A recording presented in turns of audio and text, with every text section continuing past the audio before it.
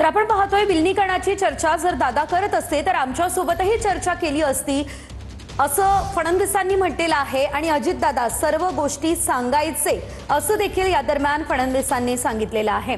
विलिनीकरणाचा निर्णय घेण्याआधी आमच्याशी चर्चा करावी असं फडणवीसांनी म्हटलेलं आहे। सध्याच्या परिस्थितीत आम्हाला राजकारण करायचं नाही, विलिनीकरण करायचं की नाही हा राष्ट्रवादीचा विषय आहे असं फडणवीसांनी म्हटलेलं आहे। हे मोठं स्टेटमेंट खरं तर फडणवीसांचं म्हणावं लागेल, मोठं विधान म्हणावं लागेल, कारण एकीकडे दोन्ही राष्ट्रवादी लवकरच एकत्र येणार होत्या असं सांगितलं जातंय आणि असं असतानाच देवेंद्र फडणवीस यांनी हे मोठं विधान केलं। या संदर्भात आपल्यासोबत बातचीत करण्यासाठी शशिकांत शिंदे फोन लाईनवरून जोडले गेलेले आहेत। शशिकांत, आपण पाहतोय विलिनीकरणाची चर्चा सुरू होती आणि विलिनीकरणाचा निर्णय हा अगदी अंतिम टप्प्यात होता असं सांगितलं जात असताना फडणवीसांनी म्हटलंय की असं काही असतं तर भाजपला सांगितलंच असतं।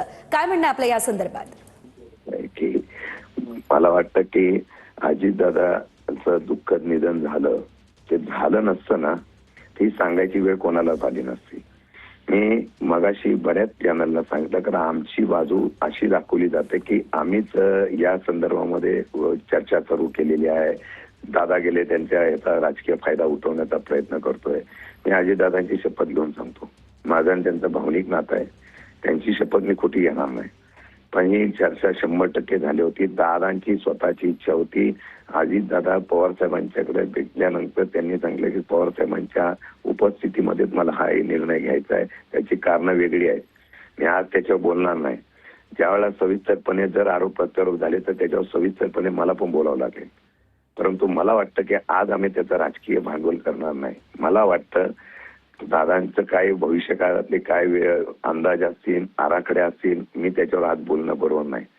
मला वाटतं की ज्यावेळेला एखादा माणूस भावनिकतेने बोलतो त्यावेळेला तो गेल्यानंतर त्या व्यक्तीची इच्छेसाठी आम्ही भूमिका मांडली, ती मांडणीनंतर आम्हालाच खोटं ठरवण्याचा प्रयत्न होत असेल तर दुर्दैवाचा आहे।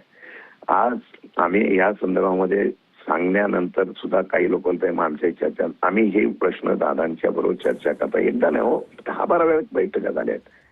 आणि मग मला सांगा, मग तसं असतं मग आम्ही जिल्हा परिषद पंचायत घड्याळची नाव कशी आमची निवडणुकीला कार्यकर्ते उभे केले असते?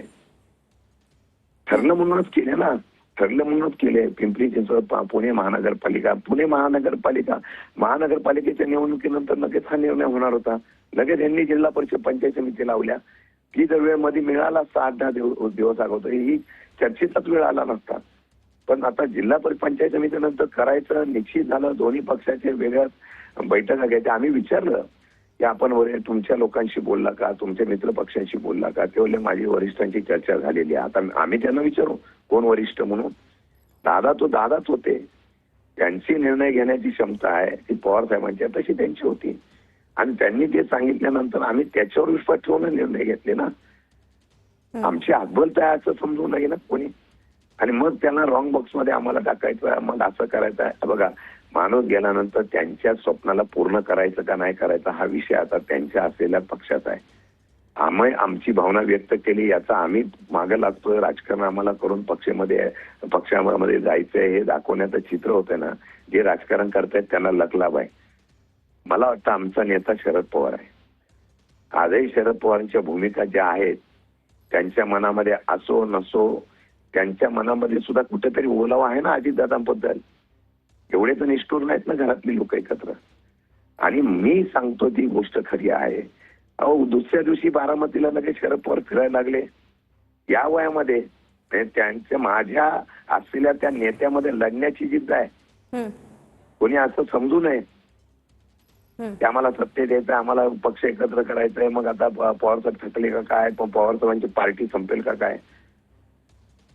वाईट आहे, फार वाईट आहे। या अशा प्रकारचं राजकारण आमच्याकडून आता होत नाही, होणार नाही। आम्ही आमची भावना व्यक्त केली, आमची भावना व्यक्त केल्यानंतर आता काय करायचं नाही करायचं त्यांनी सांगितलं ना की पक्ष एकत्र करायचं का काय करायचं त्या पक्षाने ठरवा, परंतु ते करताना आमच्याशी चर्चा करावी। अगदी शशिकांतजी, धन्यवाद, तुम्ही आमच्यासोबत